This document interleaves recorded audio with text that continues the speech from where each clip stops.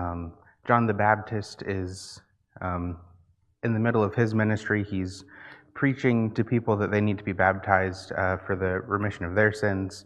And so Jesus is going to John the Baptist to be baptized himself.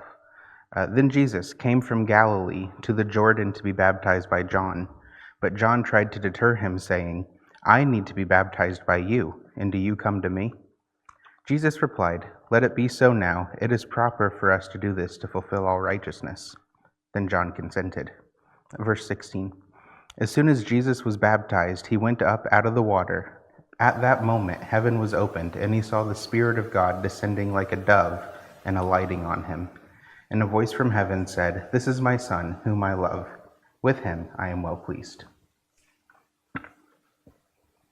So as I just said a second ago, John the Baptist is preaching around Judea, trying to get people to recognize the error of their ways and be baptized to wash their sins away. It's, I don't know, almost interesting to me, just first off, that he's preaching this prototype of like the Christian message to kind of set things up. I think we've seen before in other classes that there was like a Hebrew ritual related to baptism to help with cleanness and uncleanness related to the temple. If I'm totally off base, just going off of memory, which as we all know gets a little fuzzy. But so we have John the Baptist going around. Remember that John is Jesus's cousin, so they would have probably grown up more or less together. They would have seen each other at some point as they were aging. So John would probably recognize that Jesus didn't really have any sins that would, need forgiving. As far as John was concerned, his cousin is coming to him asking, "Hey, can I waste your time for a minute?" Because from John's perspective, Jesus is the one who's living correctly. So John would be the one that would get baptized by Jesus, but instead Jesus says in verse 15 that this is to fulfill all righteousness. This is to help fulfill a prophecy of the law. And then there are two kind of parts to God's communication. As soon as Jesus comes up out of the water, we have two things that happen. First, the Spirit of God descends down from heaven in the shape of a dove. So we've got the Holy Spirit making an earthly appearance in the shape of a dove, which is, a symbol of purity, peace, innocence, generally good, positive attributes of Jesus that God wants us to reflect on. So God is symbolically telling everyone who's around, hey, look at this guy. He is pure, he is innocent, he is holy. Excuse me. And then also the voice in verse 17 says, "This is my Son, whom I love. With him I am well pleased."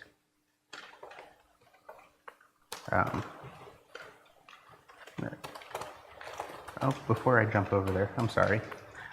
Something else about the dove. In the book of John, chapter 1, I'm just going to read verses 32 to 34 real quick. Then John gave this testimony. "I saw the Spirit come down from heaven as a dove and remain on him. And I myself did not know him, but the one who sent me to baptize with water told me, 'The man on whom you see the Spirit come down and remain is the one who will baptize with the Holy Spirit. I have seen and testify that this is God's chosen one.'" So at some point, John was given the warning, hey, the person that you baptize to, a dove, or the Spirit comes down on them as a dove. That is the person that you want to pay attention to. That is God's chosen one. That is the Messiah. So this is, a signal from God that, number one, this is the Messiah. This is the chosen Son of God on earth in the flesh. This is confirmation to John that the man that you are, preparing for is going to be here soon. This is how you're going to know who it is. And then for us, again, we just get to see kind of these deliberate choices, the way that God is using both his voice and his ability to produce signs and wonders to really hammer home that this is that this Jesus is someone important, someone that we should pay attention to. And then, of course, if that symbol, which you'd think would be enough, the Spirit of God appearing as a dove from heaven, like not flying over from a tree off to the side, but literally descending from heaven, as if that's not enough, then we do have the voice from heaven saying, "This is my Son whom I love, and with him I am well pleased." This is, I don't know, I guess even clearer to the people who are around to witness, to understand that God is speaking and that there's no way to doubt or misinterpret what's going on here.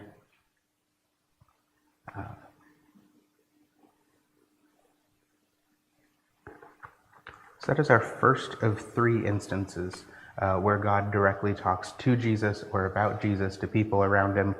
In this case, it's really to signal, hey, this guy's who you need to pay attention to. The next instance is 2.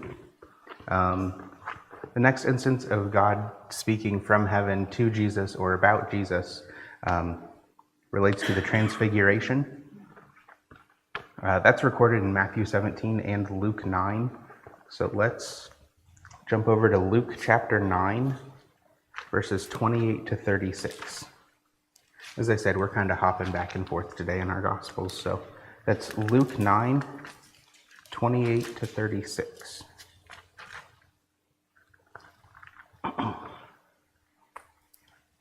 About 8 days after Jesus said this, which is Jesus predicting his own death. About 8 days after he said this, he took Peter, John, and James with him and went up onto a mountain to pray. As he was praying, the appearance of his face changed, and his clothes became as bright as a flash of lightning. 2 men, Moses and Elijah, appeared in glorious splendor, talking with Jesus. They spoke about his departure, which he was about to bring to fulfillment at Jerusalem. Peter and his companions were very sleepy, but when they became fully awake, they saw his glory and the 2 men standing with him. As the men were leaving Jesus, Peter said to him, "Master, it is good for us to be here. Let us put up 3 shelters, one for you, one for Moses, and one for Elijah." He did not know what he was saying. While he was speaking, a cloud appeared and covered them, and they were afraid as they entered the cloud. A voice came from the cloud saying, "This is my Son, whom I have chosen. Listen to him." When the voice had spoken, they found that Jesus was alone. The disciples kept this to themselves and did not tell anyone at that time what they had seen. I just want to take a quick aside to kind of go over that line in parentheses in verse 33 that said that Peter did not know what he was saying. I read in a commentary that it's really just indicating that Peter was speaking out of some ignorance, just that, he didn't really make the connection that Jesus was the most important person standing on the mountain. From his perspective, 2 great prophets, Elijah and Moses, who, reasonably Peter would not have recognized them because they had lived hundreds, if not thousands of years before Peter was born. But he sees these 2 spiritual leaders and prophets from the past, and his first thought is, we should build, I think this says a shelter, I think other translations say altars or shrines. We should commemorate this occasion in some way or another with something to celebrate Elijah, something to celebrate Moses, and something to celebrate Jesus, kind of putting them all 3 on an equal status, which again, given Peter's history and growing up as a faithful Jewish person, it would make sense that he would see these 2 guys and say, okay, we need to honor them. We need to celebrate that they're here. They are integral in the development and preservation of his faith, which is nuts. But then, a cloud shows up, so God is again giving a very physical sign that something important is happening, in this case, causing a giant cloud to appear. And then a voice from heaven again speaks and kind of reminds Peter, James, and John that Jesus is the important one, saying, "This is my son whom I have chosen. Listen to him." And then after that kind of, I don't know, maybe not chastisement, but reminder that Jesus is the person to pay attention to. After that voice is done speaking, Moses and Elijah are gone, to really hammer in that point of, this is the guy you need to pay attention to. These two were important. They helped spread God's message and further his plan. But now you got to pay attention to Jesus. Now you have to, listen to someone else, essentially.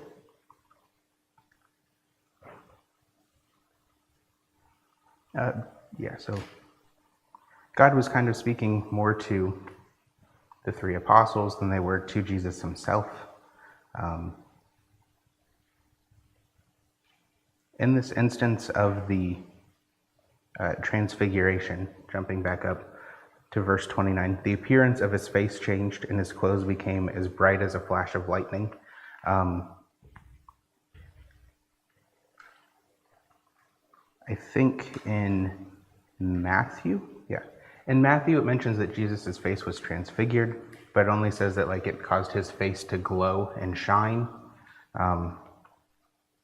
So I don't know if his face literally changed its appearance so that maybe he looked like John for 20 minutes. Could have happened, we don't know. Maybe it just meant that his face was glowing during this time. I'm not sure. Either way, the glowing reminds me of Moses when he had gone up to the mountain and spoken with God, and when he came back down, the people asked Moses to literally hide his face because it was glowing just from talking to God, from being in God's presence. So I don't think that it was, a coincidence that Jesus' face would glow and then also Moses would show up. That'd probably be a not so subtle hint to Peter, James, and John to make that connection that they are in God's presence. If you see one man whose face is glowing and then you see Moses who that also happened to, you might make that connection.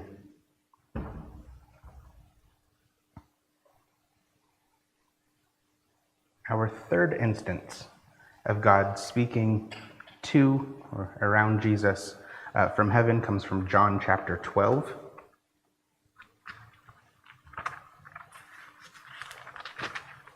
John 12, verses 20 to 36.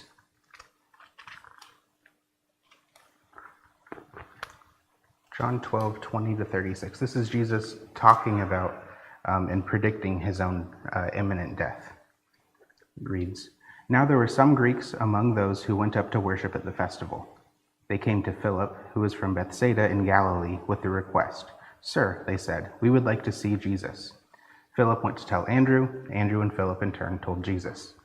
Jesus replied, 'The hour has come for the Son of Man to be glorified. Very truly, I tell you, unless a kernel of wheat falls to the ground and dies, it remains only a single seed. But if it dies, it produces many seeds.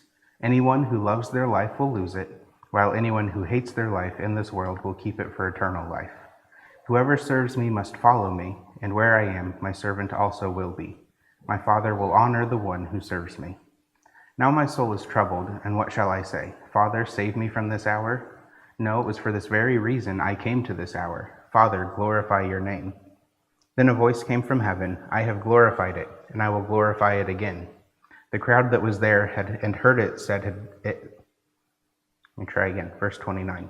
The crowd that was there and heard it said it had thundered. Others said an angel had spoken to him. Jesus said, 'This voice was for your benefit, not mine. Now is the time for judgment on this world. Now the prince of this world will be driven out, and I, when I am lifted up from the earth, will draw all people to myself.'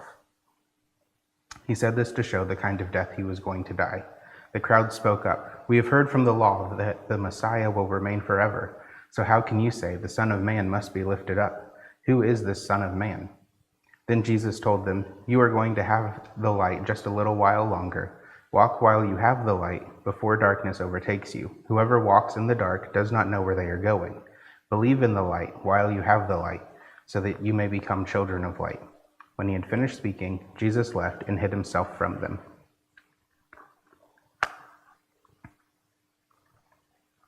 All right, so in this instance, this seems probably a bit more public than the first two.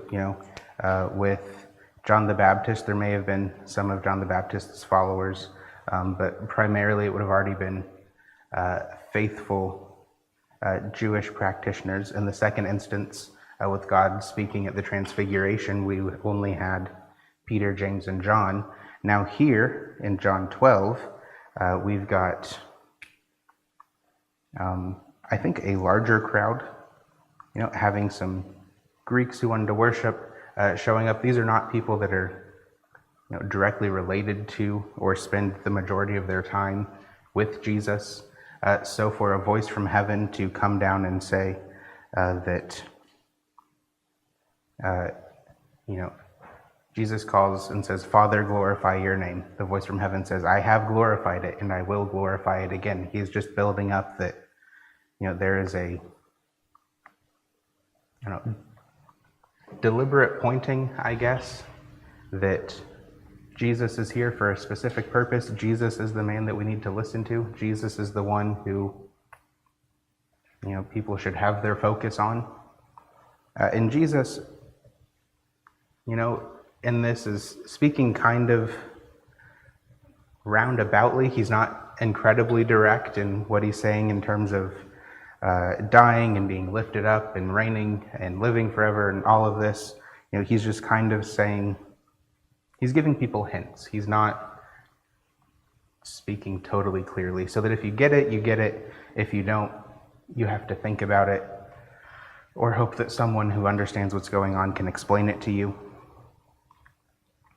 But again, Jesus is kind of trying to partially reveal what his purpose is, and then God is essentially reaffirming that Jesus is the Messiah. So those are the three instances throughout the Gospels where God the Father speaks from heaven to people around Jesus, to Jesus, at least speaks directly. Does anyone have any thoughts on God the Father speaking to Jesus or to the people around him? Nope. All right, so the rest of our time this morning, we're just going to look at different snippets and times when Jesus speaks to different people and looking at how he approaches their discussions, whether he speaks with compassion, whether he's incredibly angry. He speaks in large crowds to individuals. Our next jump, just going to mention that Jesus speaks to large crowds and did so often. I would say most famous is probably the Sermon on the Mount, Matthew 5-7. We're not going to read all three of those chapters because we'll be here for, probably till about 10:30 if we started now. But in those three chapters, if you haven't read them or haven't read them recently, go back and reread the Sermon on the Mount. Jesus covers everything from a need to be humble, to showing love to others, to how to conduct yourself, how to treat others fair or better than you. That kind of goes back into humility. He talks about the various ways that people will be blessed. He talks about the conventional wisdom of the time and a better way of conducting yourself and a better way of doing things. If you could read those three chapters and model your life on them, I think you'll be pretty solid. You'll be a pretty good person. So Jesus speaks to crowds. He also speaks to religious leaders. Particularly, I want to look at Matthew 23. Jesus is not exactly speaking kindly to the teachers of the law, the scribes, and the Pharisees. So Matthew 23, we're going to look at verses 13-29 real quick. I'll say 23 or 30. I'm sorry, verses 13-39. So Matthew 23, Jesus says, "Woe to you, teachers of the law and Pharisees, you hypocrites! You shut the door of the kingdom of heaven in people's faces. You yourselves do not enter, nor will you let those who enter who are trying to. Woe to you, teachers of the law and Pharisees, you hypocrites! You travel over land and sea to win a single convert, And when you have succeeded, you make them twice as much a child of hell as you are. Woe to you, blind guides! You say, if anyone swears by the temple, it means nothing, but anyone who swears by the gold of the temple is bound by that oath. You blind fools, which is greater, the gold or the temple that makes the gold sacred? You also say, if anyone swears by the altar, it means nothing, but anyone who swears by the gift on the altar is bound by that oath. You blind men, which is greater, the gift or the altar that makes the gift sacred? Therefore, anyone who swears by the altar swears by it and by everything on it. And anyone who swears by the temple swears by it and by the one who dwells in it. And anyone who swears by heaven swears by God's throne and by the one who sits on it. Woe to you, teachers of the law and Pharisees, you hypocrites! You give 1/10 of your spices, mint, dill, and cumin, but you have neglected the more important matters of the law, justice, mercy, and faithfulness. You should have practiced the latter without neglecting the former. You blind guides, you strain out a gnat but swallow a camel. Woe to you, teachers of the law and Pharisees, you hypocrites! You clean the outside of the cup and dish, but inside they are full of greed and self-indulgence. Blind Pharisee, first clean the inside of the cup and dish, and then the outside also will be clean. Woe to you, teachers of the law and Pharisees, you hypocrites! You are like whitewashed tombs, which look beautiful on the outside, but on the inside are full of the bones of the dead and everything unclean. In the same way, on the outside you appear to people as righteous, but on the inside you are full of hypocrisy and wickedness. Woe to you, teachers of the law and Pharisees, you hypocrites! You build tombs for the prophets and decorate the graves of the righteous. And you say, if we had lived in the days of our ancestors, we would not have taken part with them in shedding the blood of the prophets. So you testify against yourselves that you are the descendants of those who murdered the prophets. Go ahead then and complete what your ancestors started. You snakes, you brood of vipers, how will you escape being condemned to hell? Therefore I am sending you prophets and sages and teachers. Some of them you will kill and crucify. Others you will flog in your synagogues and pursue from town to town. And so upon you will come all the righteous blood that has been shed on earth, from the blood of righteous Abel to the blood of Zechariah, son of Berechiah, whom you murdered between the temple and the altar. Truly I tell you, all this will come on this generation. Jerusalem, Jerusalem, you who kill the prophets and stone those who sent you, how often I have longed to gather your children together as a hen gathers her chicks under her wings, and you were not willing. Look, your house is left to you desolate, for I tell you, you will not see me again until you say, blessed is he who comes in the name of the Lord. That is some harsh and heavy criticism. Jesus says, woe unto you 7 different times in those verses, basically saying, you guys are not doing so great, and here's why. David? He called them blind guides in verse 16. You can't reasonably expect someone who can't see to guide you, anywhere, unfortunately. Jesus is absolutely, he's not mocking them, but he's certainly not handling this politely. These teachers, these scribes, these Pharisees, they are very obviously from this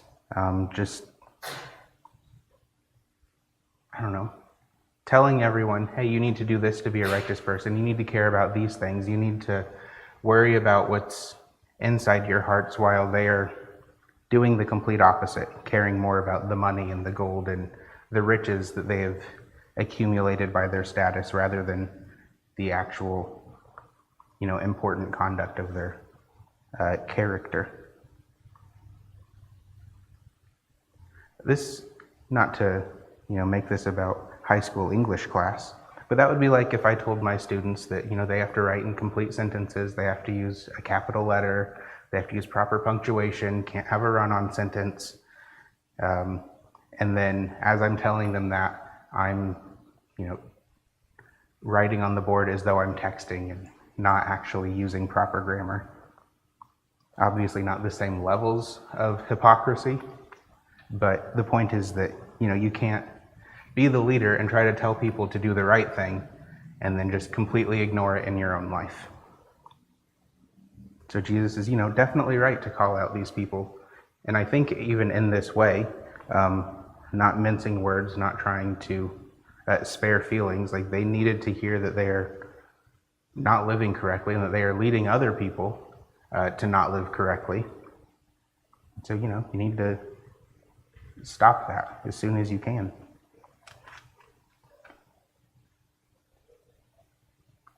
All right, just kind of jumping around a little bit more. Jesus also communicates to people through his miracles, through his signs, through the wonders. He's turned water into wine. He's cast out unclean spirits and demons. He's raised people from the dead. He's healed the sick. Sometimes people who are sick manage to kind of heal themselves just by having faith that being around Jesus is enough to heal them. He's calmed storms. He's fed thousands of people. He's cured blindness and leprosy. He reattached a man's ear after Peter cut it off, which that's the miracle that I want to look at this morning, just because it's one that I don't think really gets thought about too often. So we're going to look at both the verses in Luke and the verses in John. If I could convince someone to turn to Luke 22 and read verses 47 to 52. And then while people or someone is flipping there, if someone else could flip to John 18 and get ready for verses 10 to 14. So I've got Luke 22, 47 to 52, and then also John 18, 10 to 14. I can do the Luke one. All right, Luke 22, 47 to 52. Go ahead, call it out loud. While he was still speaking, suddenly a crowd appeared, and the man named Judas, one of the 12, was leading them. He walked up to Jesus to kiss him, but Jesus said to him, Judas, would you betray the Son of Man with a kiss? When those who were around him saw that what was about to happen, they said, Lord, should we use our swords? Then one of them struck the high priest's slave, cutting off his right ear. But Jesus said, enough of this. And he touched the man's ear and healed him. Then Jesus said to the chief priests, the officers of the temple guard, and the elders who had come out to get him, have you come out with swords and clubs like you would against an outlaw? Day after day, when I was with you in the temple courts, you did not arrest me. This is your hour, and that of the power of darkness. Thank you. And do we have anyone in John 18?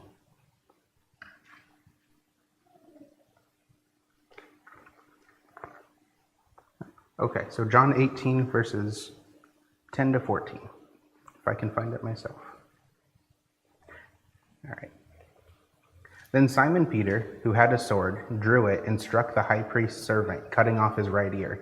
The servant's name was Malchus. Jesus commanded Peter, put your sword away. Shall I not drink the cup the Father has given me?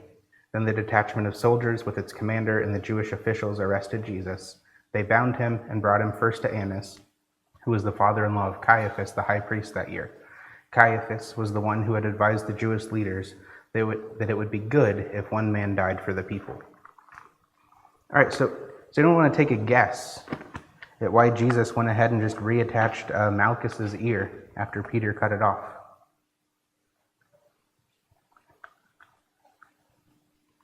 No wrong answers, probably.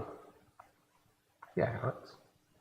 I would say that Jesus didn't want to take things by force. And if he wanted to take things by force, we sing that song that he could have called 10,000 angels.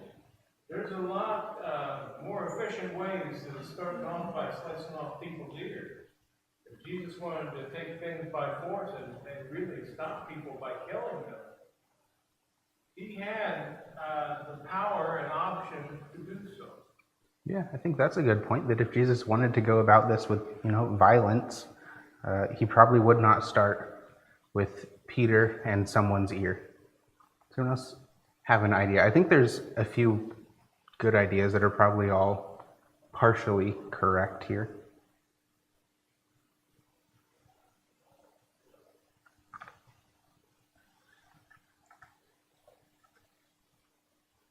How about just that, first of all, Malchus really didn't deserve that.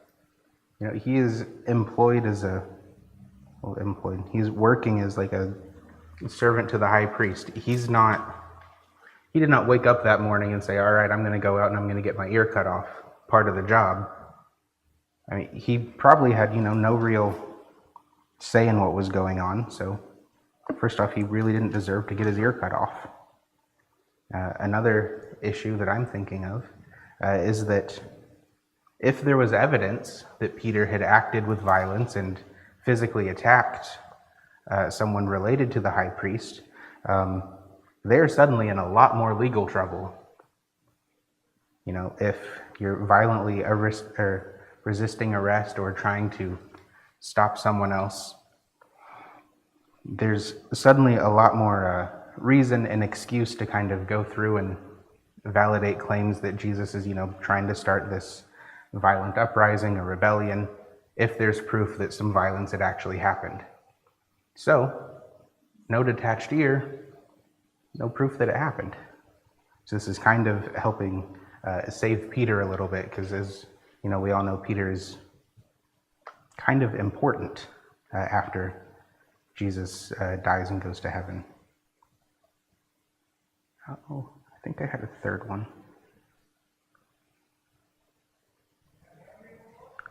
The third, kind of going along with the idea that, if he wanted to stop it and be violent, he could have. As Jesus said in John 10, as he told Peter, put your sword away. Shall I not drink the cup the Father has given me? Even if that's not, this arrest and subsequent crucifixion is not, what anyone really wants to happen, it's unfortunately what has to happen. So Jesus can't really allow Peter to try to derail God's plan, even if I'm sure the mortal human part of Jesus would have been happy to not partake in that. He knew that that's what had to happen. That's where he's got to be. So he's just making sure that God's plan carries on.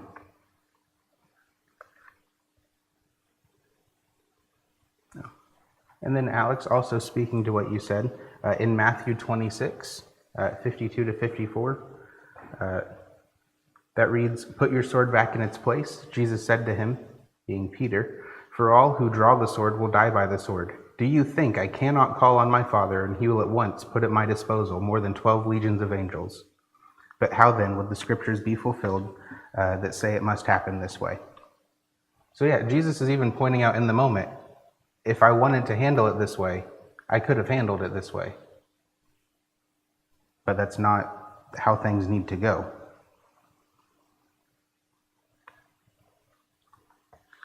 And I just see Jesus, I guess, as someone who's very mission-driven. He is very much caring about making sure that he reaches the proper end state in whatever he does, and that he makes sure that he goes about it the right way. He's not cutting corners. He's not trying to take the easy way out of things. He's just, making sure that he tells the people what they need to hear. He's making sure that he does the things that he needs to do. He is, perfect. We've still got like 10 minutes in here, and the last thing I was going to point out is just a single verse that I think Kim had mentioned last week, John 21:25. It just says that, if everything were written down, let me actually just turn there and I'll read it properly. John 21:25.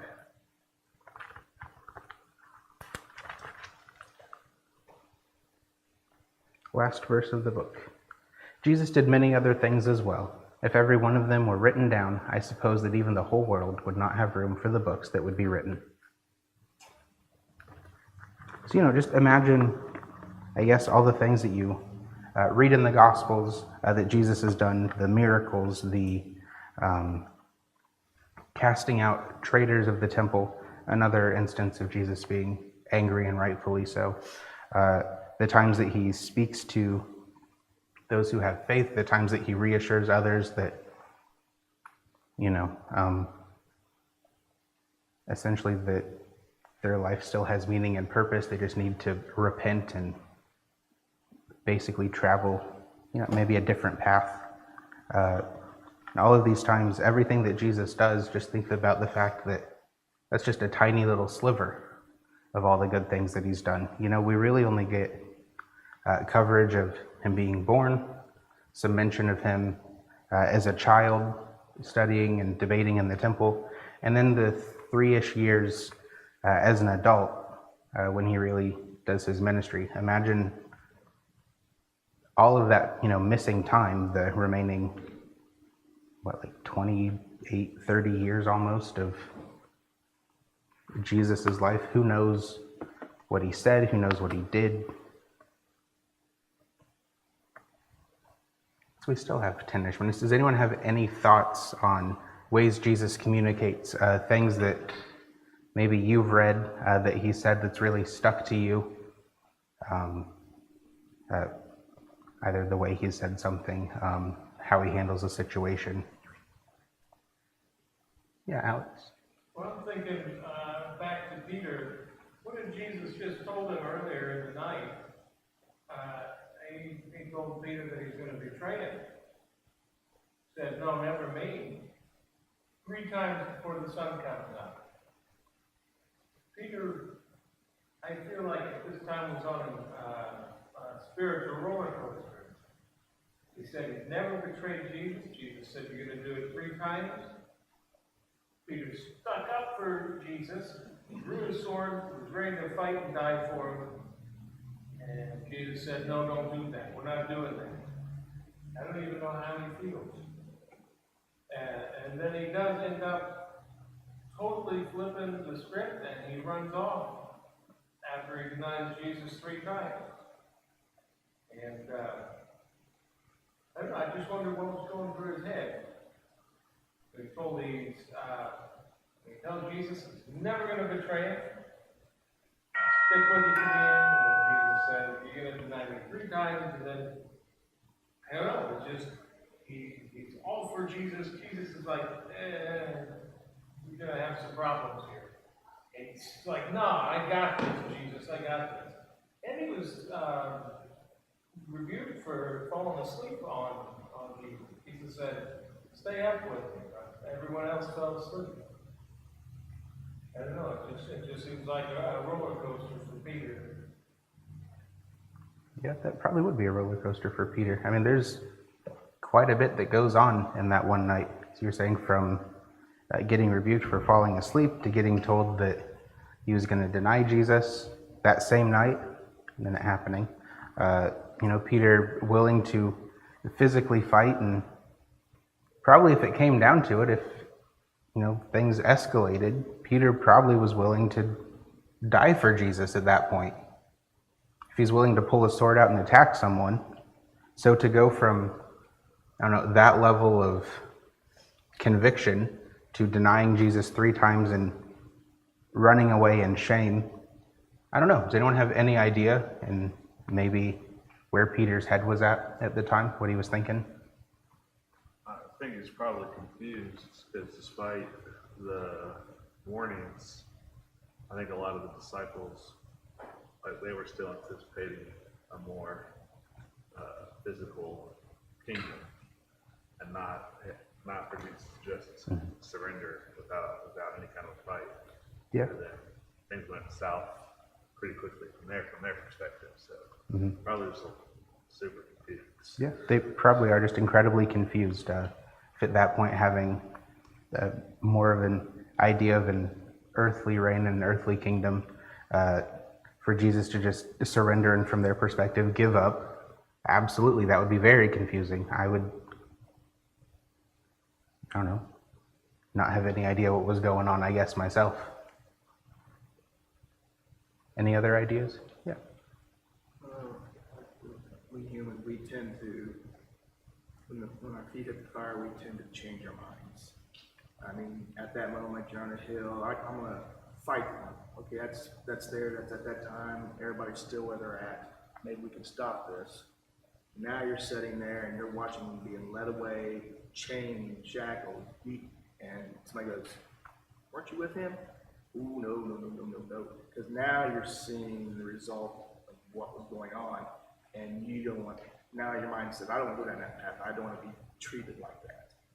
Like Sometimes when the fire really gets hot, we tend to change our opinion. a self-preservation, trying to keep yourself out of trouble, out of danger. So yeah, that would be, it's a good point. When the stakes go up, you might want to maybe back away and not let yourself also get imprisoned and beaten and who knows what else.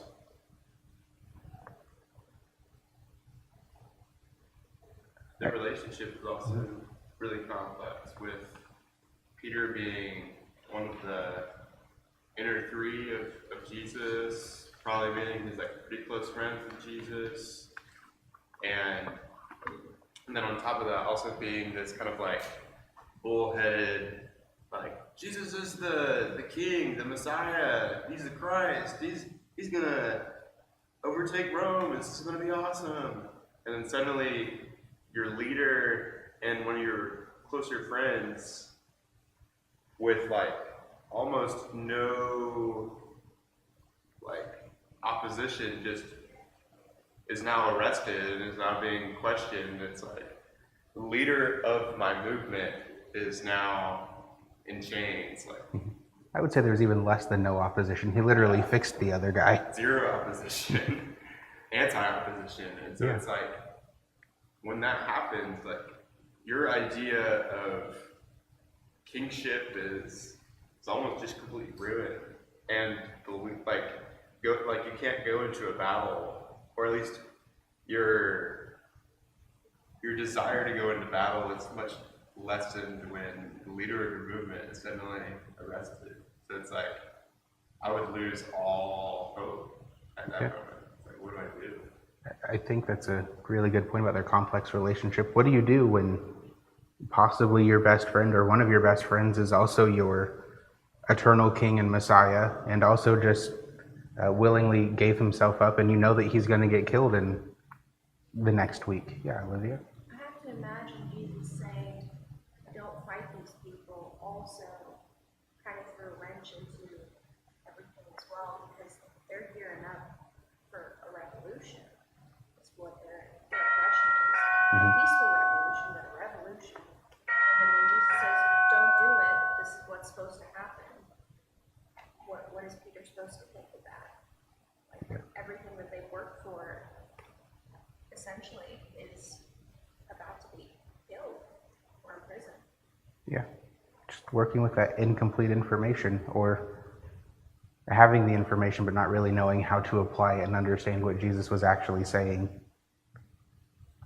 All right, so next week we're going to look at the apostles, how they went about spread God's message and Christianity with at that time the world, and try to focus primarily on them speaking in person. And the week after that we'll look at the way the writings, the books that make up the New Testament, kind of circulated around and were used thousands of years ago, and a little bit how they're used today.